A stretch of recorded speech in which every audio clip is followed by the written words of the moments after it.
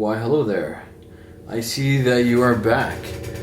Back for some more creepy stories. Is that so? Well, sit back, relax, grab some snacks, because the stories you're about to hear today are quite creepy. Tonight, I have 3 true creepy stories that have all happened at Chuck E. Cheese. Let's see if you are brave enough to stick around till the end of the video. Smash that like button right now if you think you're brave enough to stick around till the end of the video. Let's get 5,000 likes on this video for a part number 3. Each story is creepier than the next, so maybe grab your blankets and let's get started. Story number 1. The Sky Tubes at Chuck E. Cheese's. All of my friends wanted to go in. It was such a delight going up there, where you can crawl up the tubes and horse around without the adults getting mad at you or yelling at you. The Sky Tubes were total freedom. I was 6 years old and I was excited as heck to go to Chuck E. Cheese's with my friend Patrick and Angel. As soon as we got there, we ran away from Angel's big sister and made a move on all of our favorite games. This was a brand new Chuck E. Cheese, though each game was working perfectly and each game was amazing. Angel's sister was busy at the table doing homework, occasionally peering around for us. Suddenly, Angel and Patrick realized what was right above us, the beloved Sky Tubes. I told them that I would meet them up there in a second. I had to go pee after drinking about 5 cups of soda. I was having a crazy sugar rush. I'll never forget their smiles. They were so happy. That picture lives in my mind rent-free all these years later, wishing and hoping that I could forget what had happened next. I came back out and ran to the entrance of the Sky Tube. Munch's band was playing a cover of the song All Star, and the few other children that were there on that weekday were dancing and singing. I called out to them, "Hurry! Come on guys, we're missing the show!" But there was no answer. The end of the tube where we could crawl in was ollie smooth and closed, as if no one was able to crawl in the first place. I knew I saw them crawl in through a hole, yet here I was questioning my reality. Munch's make-believe band played louder and louder and louder. It was so distracting, only I noticed the first signs of flames and smoke rising out of the plastic tubes. Hey! Hey! There's smoke coming out of the tubes! I yelled. A manager came running out as fast as possible, noticing that the ends of the Sky Tubes were completely closed. What? You guys! Why is this like this? She screamed at her employees. Turn off the band! Turn it off! The employees struggled to turn the animatronics off as she dialed 911, but the band kept playing louder and louder. I need everyone to get out of here, she pleaded as more and more smoke came out of the tubes. Angel's sister started screaming out for Angel and Patrick. Please tell me they're not in there. Oh my god, she said with agony in her voice.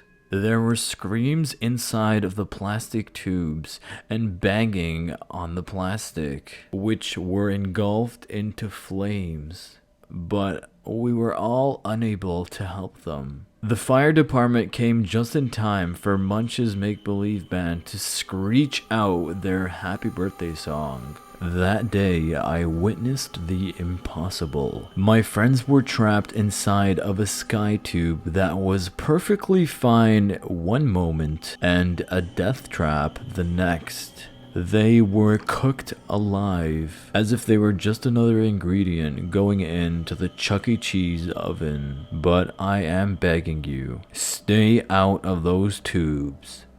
Well, what did you think? That was pretty chilling, wasn't it? Well, I hope you still got some snacks left, because I still got 2 more stories for you and they're both a lot creepier. Let's go. Story number 2. Eric Hatris finally turned 17 and was finally able to get a job and start making some cash. Although, he wasn't too excited about how he was gonna be doing it. Today was his first day working at Chuck E. Cheese. The worst part was that he was being forced to get into the rat suit. "Are you sure I should be doing this on my first day?" he asked the manager sadly.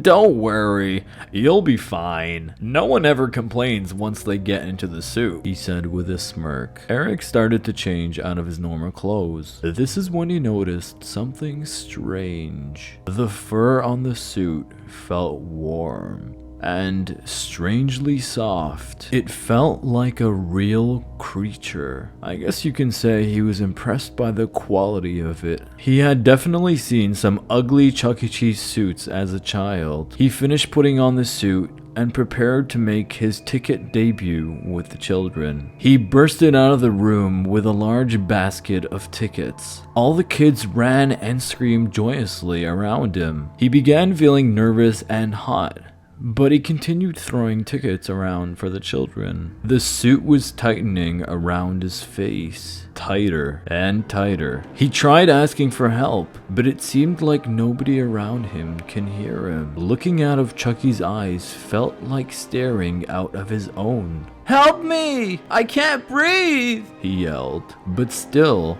no one heard him. He ran into the bathroom where he tried to hesitantly remove the Chuck E. Cheese costume. He felt pain shoot down his spine. The more he pulled on the head, the more painful it got. He pulled with all of his strength to pull the gloves off, but it was to no use. He screamed through tears, "Somebody please!" He couldn't see his eyes through the holes in the suit anymore. Instead, he only saw large, beady rat eyes staring back at him. He ran to the employee lounge where he planned to get his cell phone and called for help. But as soon as the door swung open, he saw the manager. "Eric!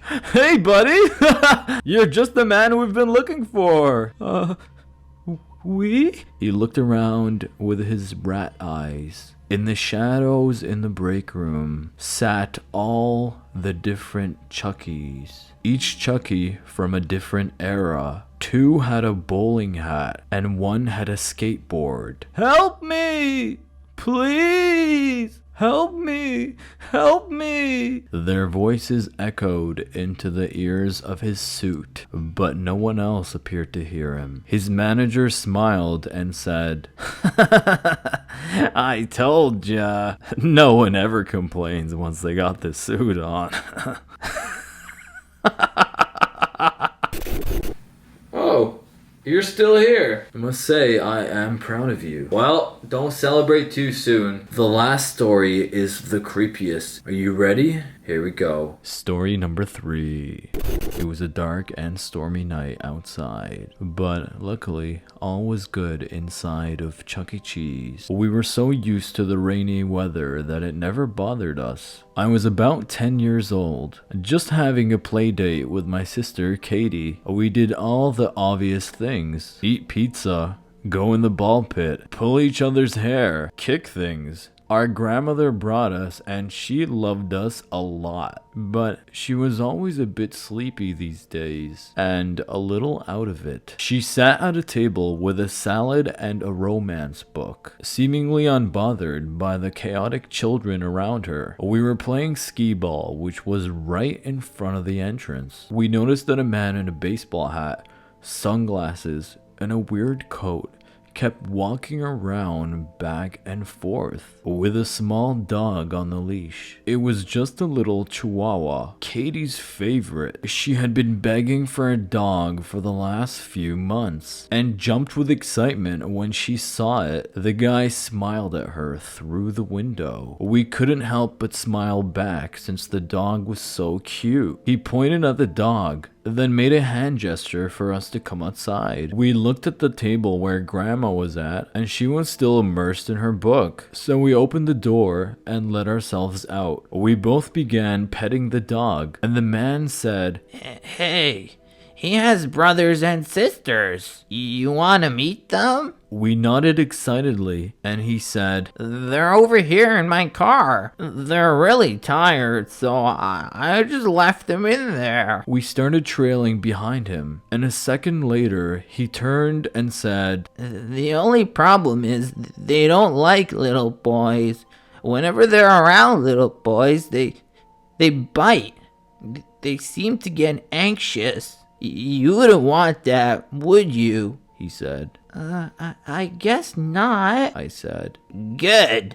So go back and play. She'll be back after she sees the puppies. He said. Okay. Katie looked at me sadly and said, Aw, I wish you can come. I wish I had came too. I remember her brown eyes and freckles, her blue shirt with flowers on it, and her two crooked teeth like it was just yesterday. I wish I had gone with her. I wish I had protected her. Her bones were found just a few miles away from Chuck E. Cheese. She'll be a kid forever.